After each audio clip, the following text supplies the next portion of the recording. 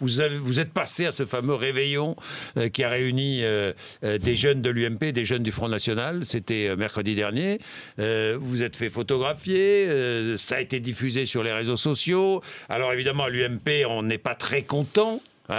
De la diffusion de ces images. Vous, ça vous fait sourire. Vous êtes très content, Front National, parce que vous avez diffusé les images volontairement. Enfin, pas vous directement, mais vos responsables jeunes. Alors, je vais vous dire, je suis passé à un réveillon étudiant. Il devait être 2h du matin, entre des jeunes de 20-25 ans, certains à l'UMP, certains au Front National. Il y avait même une militante socialiste qui fêtait un réveillon ensemble. Et ça fait l'affaire du siècle. Et à l'UMP... Non, mais attendez, M. Cambadélis, chef du parti au pouvoir, fait un communiqué de presse pour exiger de... M. Juppé et M. Sarkozy de condamner ce réveillon. Et l'UMP demande des sanctions contre les jeunes présents. Alors que c'est une fête privée entre jeunes.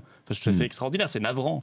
Certains ont perdu une bonne occasion de se taire, je crois. Ils se sont ridiculisés. Est-ce qu'il y a aujourd'hui des convergences, oui ou non, avec l'UMP, entre l'UMP et le Front National? Non, mais d'abord, je finis sur cette affaire de réveillon. Je dis que certains se sont ridiculisés. C'est une fête privée. Vous savez, les Français, ils font le réveillon de Noël, le réveillon avec leurs amis. Certains ne sont pas de la même opinion politique qu'eux, mais ils font la fête, ils s'amusent.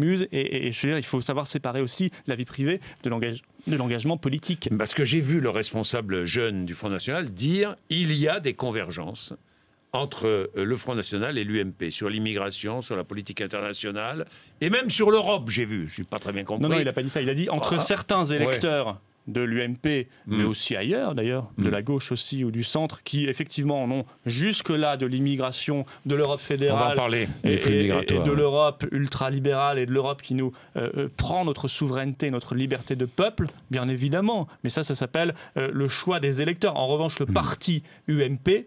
Mais non, le parti UMP, il a de sérieuses convergences avec le Parti socialiste. Ils font même d'ailleurs des accords électoraux. Je vous rappelle qu'on sort d'une élection législative partielle dans l'Aube, où le PS et l'UMP ont appelé à voter pour le même candidat au second tour face au Front National. Est-ce qu'il y aura des alliances au départemental ou au régional entre l'UMP et le Front National? Ça peut arriver ou pas? Aucune. Mais bien sûr que non. Maintenant, nous, on tend la main à des personnalités sur le plan local, comme on l'a déjà fait. Et il y a déjà des gens qui viennent, bien évidemment. Toute personne qui ferait un accord avec le Front National a vocation à quitter le parti.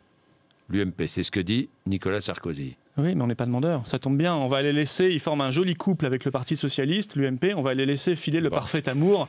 Ils vont continuer dans cette direction. Ceci dit, les leçons sur le réveillon venant de gens, de personnalités qui vont tous les mois au dîner du siècle ensemble.